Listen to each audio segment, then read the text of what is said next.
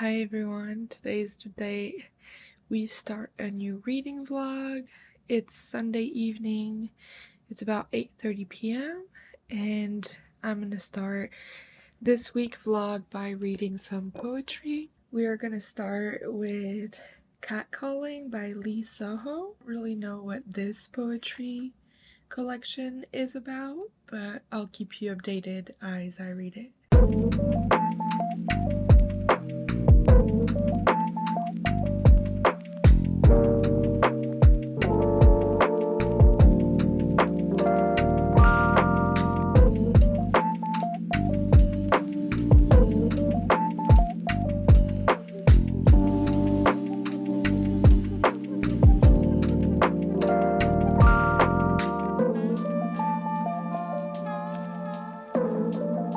Hey guys, a little check-in. I've been reading Catcalling. I'm like 20 pages into it and it's pretty good. I like the writing. It's really heavy, really heavy topics around rape, domestic violence, suicide, really extreme family dynamics, child abuse. So it's a very difficult read. So I might not read it all in one night. I thought I was gonna power through it. It's too heavy, so I'm gonna switch over to reading A Touch of Chaos, I think. Yeah, A Touch of Chaos. Hi y'all, so I just finished Catcalling by Lee Soho. It was a pretty difficult read. Haven't read poetry in a while, so getting back into it I felt was a bit difficult, but in and of itself it was also a difficult read because of the topics handled in this collection. So it's very complicated to go through and digest. I had to take this one poem at a time, and sometimes it's difficult to get into the poem really because of such heavy topics. So if you want to read this, I would suggest read carefully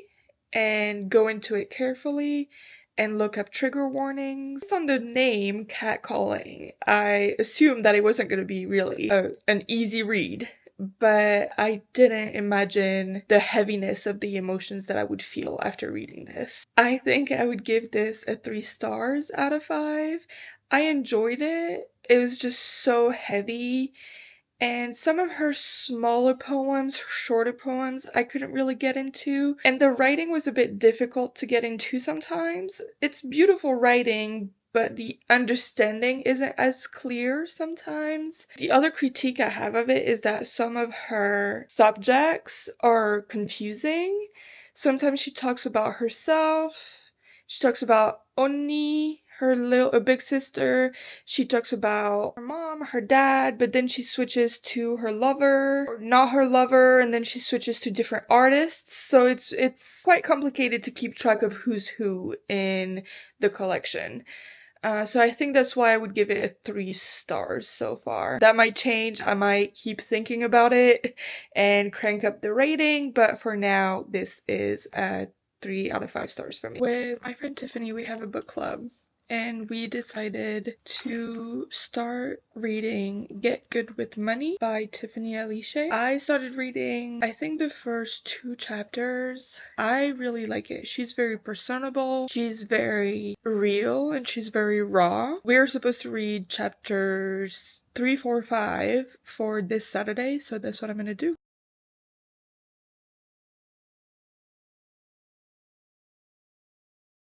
I just finished the 5 first chapters of Get Good with Money by Tiffany Aliche, and I really like it. I really like her writing. Her writing is really fun. She makes a lot of jokes. She refers to like pop culture. I really like it. It's very light writing. She is very fun to read.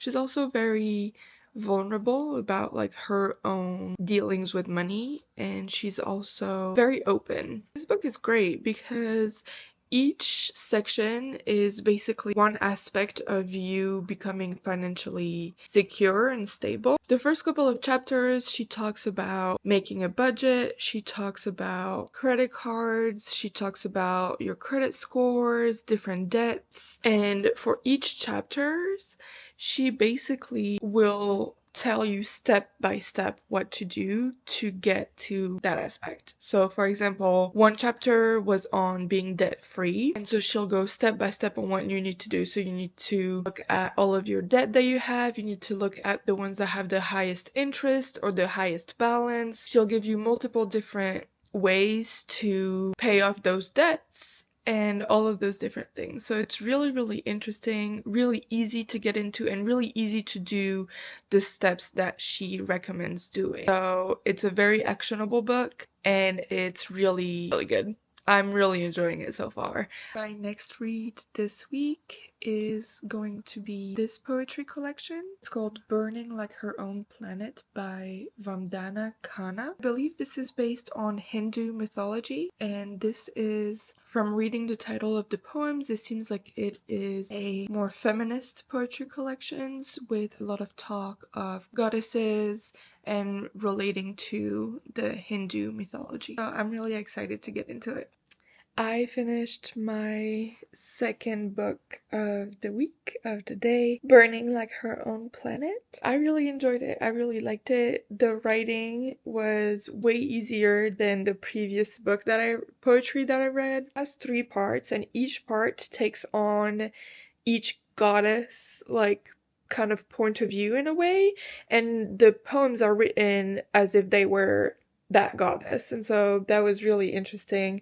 I really liked that. The imagery is beautiful, a lot of images from India, a lot of words and images from India, the life in India, relating to the goddesses. So it's really, really interesting. A lot of lush language, a lot of gold, honey. It's a lot around love and around loving yourself and around becoming a goddess, basically. So it was really, really interesting to read. I really enjoyed it. I gave it a 3.5 stars out of 5.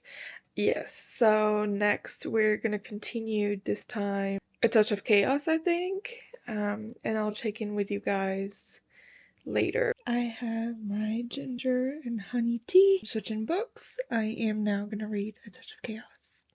I'm like 60%, 55% into A Touch of Chaos, and unfortunately I'm gonna DNF it. I just do not like all of the different POVs anymore. When it goes to Hades' POV, I think it's fine. I think it's okay. But I feel like there are things that I miss because I haven't read his books, so I don't connect with him as much. And I also, I don't really know, in this book, he talks about his mom, Rhea, and his dad, Kronos, the god of time. And the god of time was in Tartarus, so he was in the underworld's prison. And he's seeking revenge on his son for putting him in jail, basically. But I think all of that I would have understood better if I had read Hades' books, which I didn't. I only read Persephone's. So I have a hard time, kind of relating to him or, understanding him. And then on top of that, she doesn't just have his POV, she also has other gods' POVs. So she has Dionysus, and then she has the main villain in the book, which is Thesaurus, I think his name is. And I just hate his POV. So trigger warning, in this book, it talks about rape, and it has graphic on-page rape, which is not, it does not do anything for the story. It just shows us how much of a villain and how much of a bad guy the bad guy is. And it's there's no need for it to have such a graphic scene, or for us to be in his head while that happens, for us to understand that he's a bad guy. I'm not really a big fan of that. And each time his POV comes up, I just skim through it. I just don't even want to read it. Another problem that I have with the book is that everything seems so easy.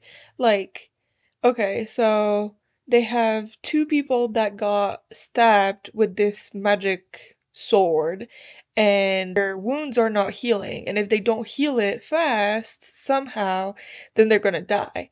And to heal it, to go get the golden pelt from the god of war to bring it back and heal those two people. So they go, and within like 2 pages they defeated him, they got the thing, and they got back. And it's like this for like most of the obstacles that they're encountering. I don't know. It seems too easy to me. I don't know. Maybe I'm just over the story in general, but like I can't with it. And the writing isn't good. Like I think I forgot how bad the writing was. Yeah, I'm pretty disappointed. I was really excited to finish the story, to have it all like wrap up well and stuff, but I just can't put myself through reading the rest of it. I'm already like in such a big reading slump. I can't continue in being in more of a reading slump, so I'm just gonna DNF it, and then yeah, I'll start reading something else. Hi guys, so this is the end of the vlog, the end of the video. I had fun filming this vlog. I had fun filming my thoughts on the books I read throughout the week, so that was really fun to do. I really want to do that again. Hope you guys enjoyed this video, and I'll see you guys with a new video soon. Bye!